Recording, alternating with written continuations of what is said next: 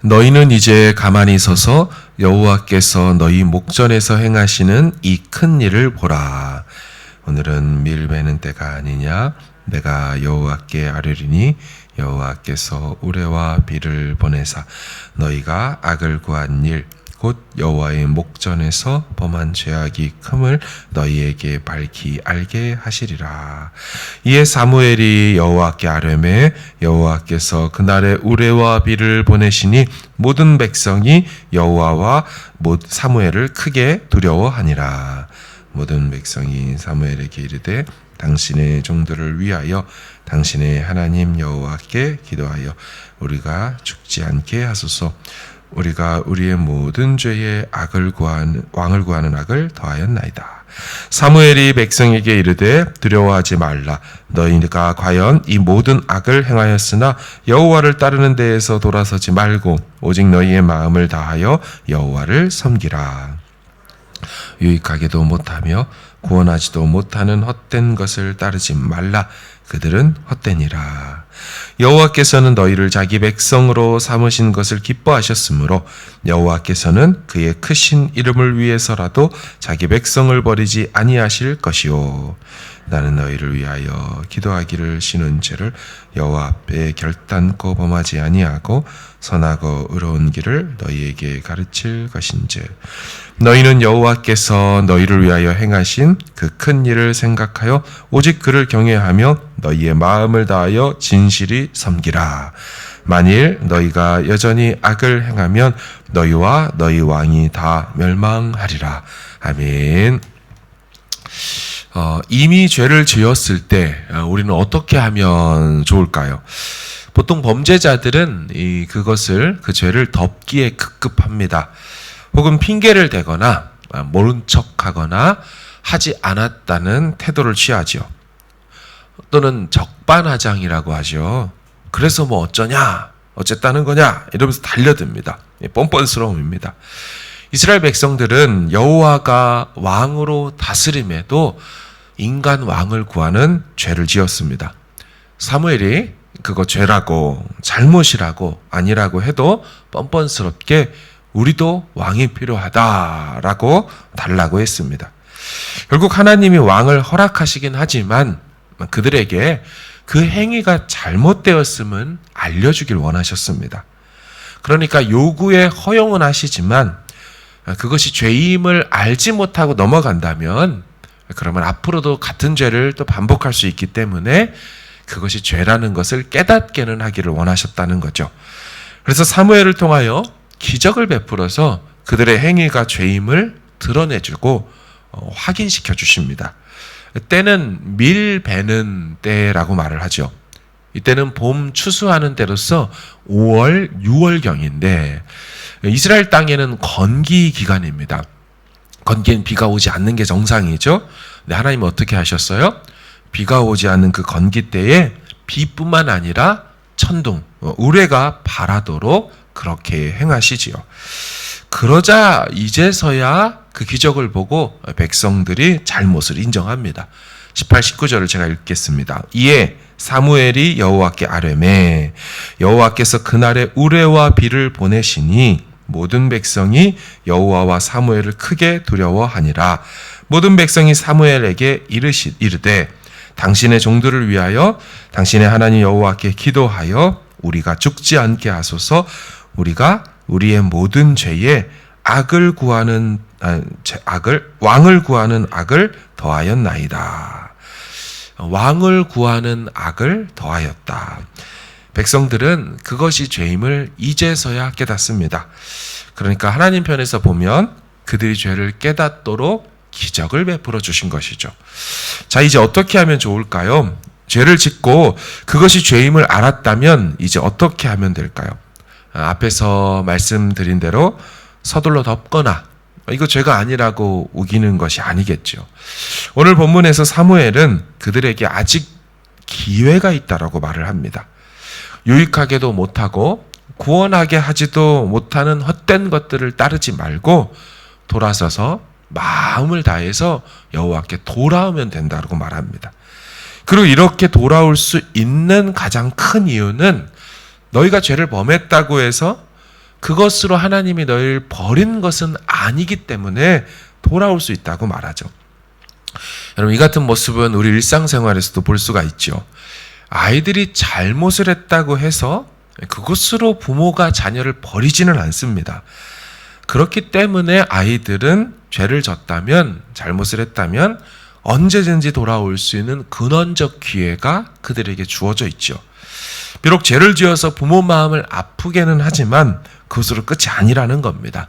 여전히 자녀이기 때문에 돌아와 순종하면 하나님은 회복을 주실 것이죠. 21, 22절도 읽겠습니다. 돌아서서 유익하게도 못하며 구원하지도 못하는 헛된 것을 따르지 말라. 그들은 헛되니라. 여호와께서는 너희를 자기 백성으로 삼으신 것을 기뻐하셨으므로 여호와께서는 그의 크신 이름을 위해서라도 자기 백성을 버리지 아니하실 것이다. 그러니까 헛된 것 따르지 말고 돌아와라. 잘못했지만 이제 돌아오면 된다. 돌아올 수 있는 이유는 너희를 백성 삼으신 것을 여전히 기뻐하고 계시고 너희를 버린 적이 없기 때문에 돌아오면 되는 거다. 여러분, 우리는 죄를 범한 후 돌아가면 됩니다. 사무엘이 요청한 대로 하나님께서 행하셨던 일들을 생각해보고 여호와를 경외하고 마음 다하여 진실하게 속히 돌아오면 하나님 다 덮어주시고 없던 일로 해주시고 새로 시작하시겠다고 말씀하는 거예요. 그 이유는 하나님 우리를 버린 적이 없기 때문에, 여전히 우리를 사랑하시기 때문에 우린 실수하고 의도적으로 죄를 졌어도 기회가 여전히 있는 것입니다. 세상에서 가장 슬프고 안타까운 것은 기회가 다시 없는 상황일 것입니다. 한 번만 실수해도 끝나는 상황에 처하여 살고 있다면 여러분, 그 직장 생활이 얼마나 불안하겠습니까? 그죠? 한 번만 잘못하면 직장에서 쫓겨난다. 결혼 관계 속에서도 한 번만 잘못하면 결혼이 끝나버린다. 불안해서 어떤 상황을 유지할 수 없죠. 하지만 하나님 백성들에게는 계속해서 여전히 기회가 있죠. 그 관계가 파탄나지 않았기 때문이죠. 속히 돌아오면 되는 겁니다. 자, 그러면 백성들은 잘못한 뒤에 돌아오면 된다면 사무엘은 이 상황 속에서 어떻게 한다고 말합니까? 이 나라의 리더십인 사무엘은 무엇 한다고 합니까? 자, 범죄한 백성들은 돌아와서 섬기면 되지만 영적 리더십은 사무엘은요, 두 가지를 하겠다고 말합니다. 기도와 가르침을 하겠다고 말합니다. 23절을 제가 읽겠습니다. 나는 너희를 위하여 기도하기를 쉬는 죄를 여호와 앞에 결단코 범하지 아니하고. 자, 이게 첫 번째 자기가 하겠다는 거예요. 두 번째, 선하고 의로운 길을 너희에게 가르칠 것인즉. 다시 그들이 반복하여 죄를 짓지 않도록 사무엘은 기도하겠다고 합니다.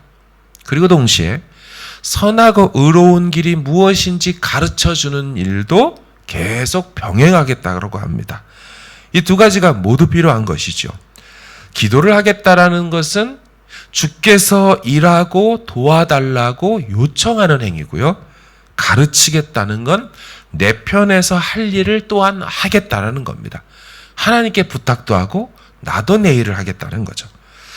자, 상황이 어떻습니까? 사무엘은 이들이 요구한 대로 왕이 세워지면 더 이상 사사로서는 기능하지 못합니다. 그러니까 사무엘이 사사이자 판관으로, 다시 말하면 정치 지도자 역할을 그동안 해왔거든요.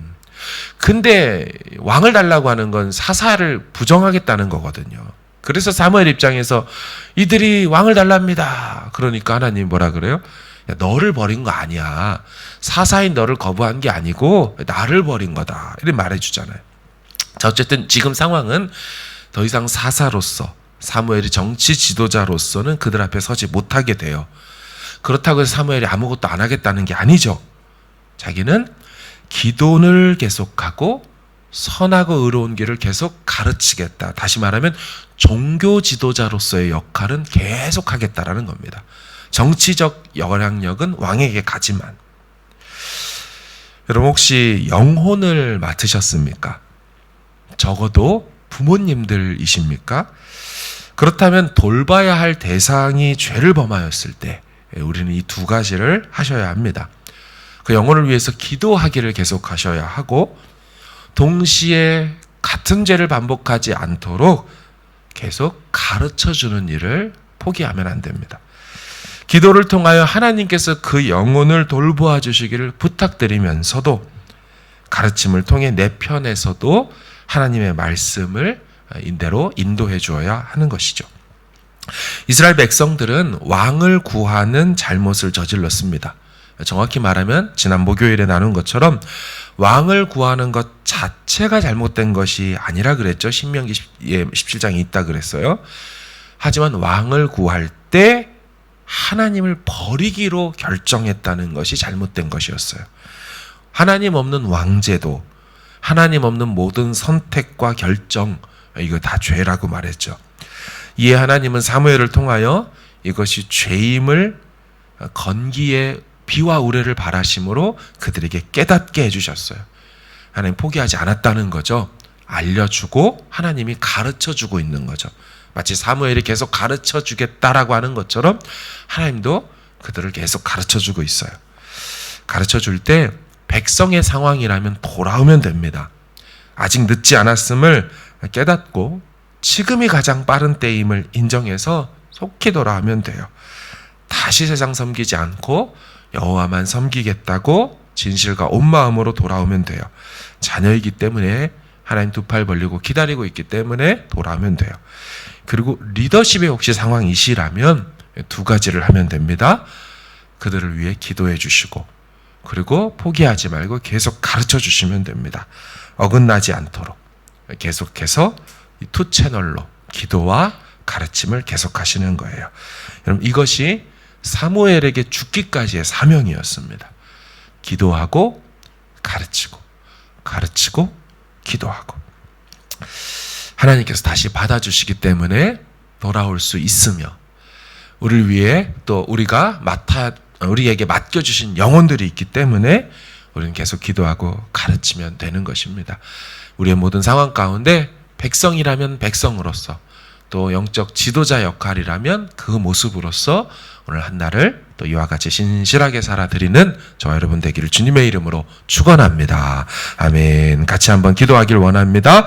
하나님, 우리 가정 위해서 기도하고 자녀들 위하여 가르치겠습니다. 우리가 잘못했다면, 가정과 내가 잘못했다면 돌아오겠습니다. 하나님, 이게 가장 빠른 길이고 성경이 말하는 지혜입니다. 한날도 이와 같이 살게 도와 주옵소서. 가지고 나오신 기도 제목으로 함께 기도하시기를 바랍니다. 기도하겠습니다.